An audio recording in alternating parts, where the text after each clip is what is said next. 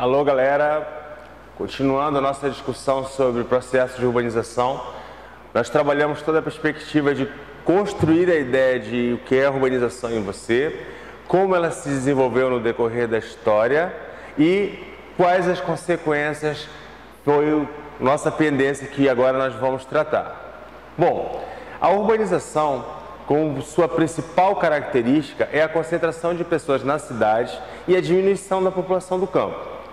Só que eu preciso que você tenha em vista que esse processo ele vai acontecer de uma forma difusa, acelerada nos últimos 70 anos e principalmente desigual.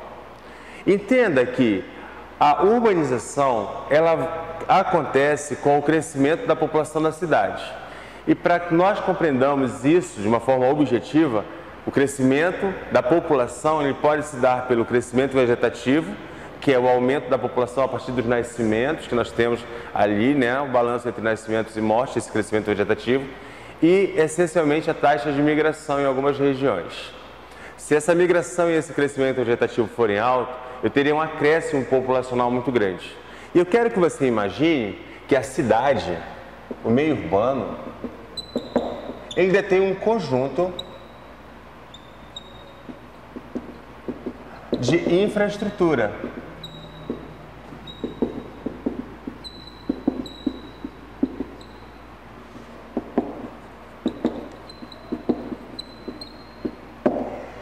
Se a minha demanda por infraestrutura e por serviços, ela cresce de uma forma muito acelerada, se um espaço se urbaniza e a população aumenta de uma forma muito acelerada, haverá uma pressão muito grande sobre essas infraestruturas e sobre esses serviços. Com isso, isso entra em colapso. O que é ofertado, o que é disponível para a população, deixa a desejar, para de atender todo mundo. É isso que acontece, por exemplo, quando esse aumento populacional se dá na nossa cidade e nós temos o atendimento também das ilhas do Pará. Moradores do estado do Pará que estão a 800 quilômetros de Belém, eles passam a vir para Macapá para receber esse atendimento aqui. Porque é muito mais prático, e assim como tirar documentos, questões judiciais, escolarização de crianças, busca de emprego, esse aumento populacional, ele pressiona esses serviços e a oferta também de empregos e outros fatores. Bom, com isso, as cidades de hoje, ela vai sofrer uma série de consequências da urbanização. E é isso que nós vamos trabalhar hoje.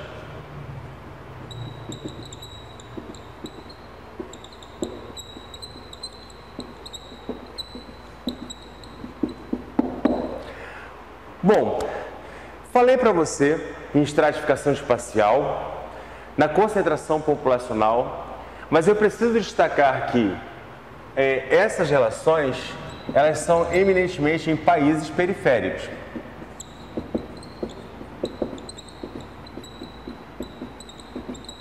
Só relembrando o conceito, né? Países centrais são de industrialização mais antiga, Europa, Japão, Estados Unidos.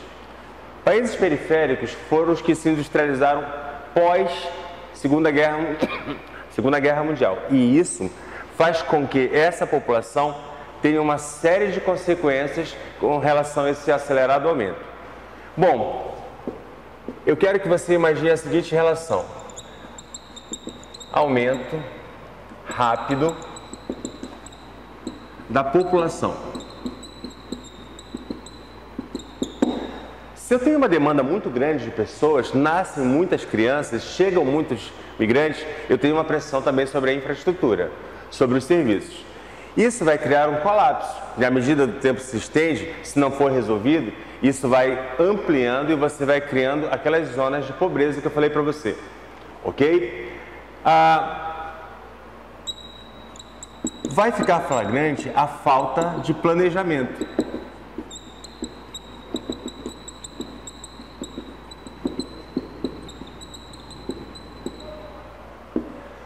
Nós vamos ter uma série de consequências sociais. Dentre elas, eu quero que você imagine que essa falta de planejamento urbano, ela gerará, né, habitações precárias,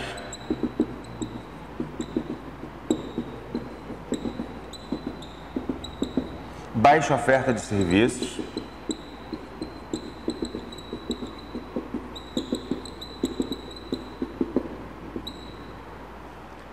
insegurança pública,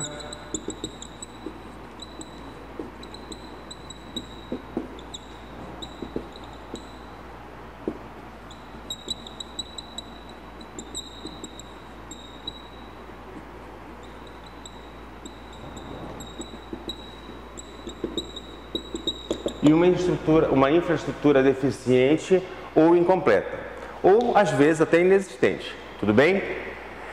A falta desse planejamento para acolher essas pessoas todas que migraram para a cidade vai ter como uma das consequências mais imediatas a precariedade das habitações dessas pessoas. No nosso país, o déficit habitacional, a falta de boas habitações, não é que o cara não tenha casa, entenda bem. Não é que ele não tem lugar para morar, mas o lugar não está numa área segura, não apresenta qualidade de vida, é uma ameaça muitas vezes à vida do indivíduo, e isso não é casa.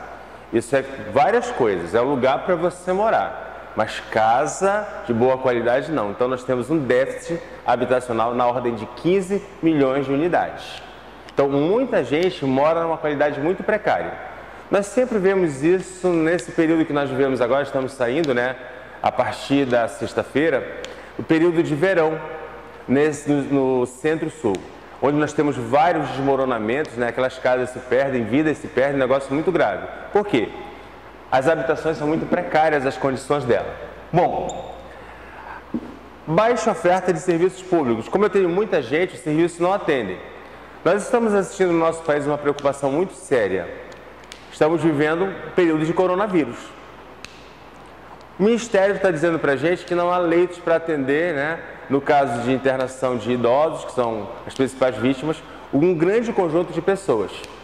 Aí eles citam 210 milhões, só para te lembrar, né? Que é a nossa população.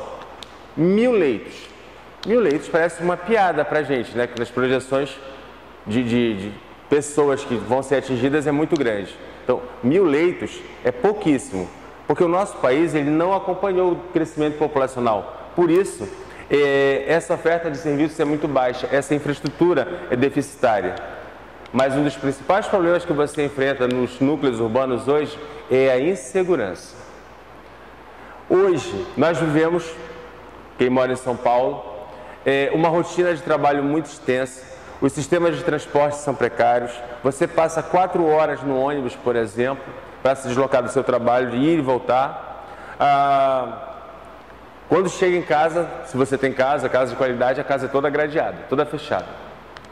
Há um conjunto de milicianos que ocupam essas regiões periféricas. Formaram poderes paralelos ao Estado. Aí você é extorquido, você é ameaçado, a polícia reage com truculência, com contundência sobre a população. Então, dentre todos esses problemas que nós temos nas grandes cidades, né, por concentrarem muita gente, um dos mais alarmantes tem sido a insegurança urbana. Coloquei para você aqui, né? Essa insegurança pública, ela tem se transformado num monstro, tem expulsado pessoas desses centros urbanos para cidades de médio e pequeno porte. E como isso se processa? Devido à grande extensão dessas áreas, boa parte desses espaços não é assistida pelo poder público, pela segurança pública. Então há uma vacância desse poder sobre esse espaço. Então, grupos de poder vão começando a tomar conta. E aqui nós temos o narcotráfico, as milícias, que são compostas de policiais e militares, que dominam os territórios e vão extorquindo a população, cobrando serviços ali que não são deles, para que essa população permaneça naquele espaço. Essa relação de força, ela vai criar confrontos nessa sociedade. O que nós vamos observar então nesses espaços?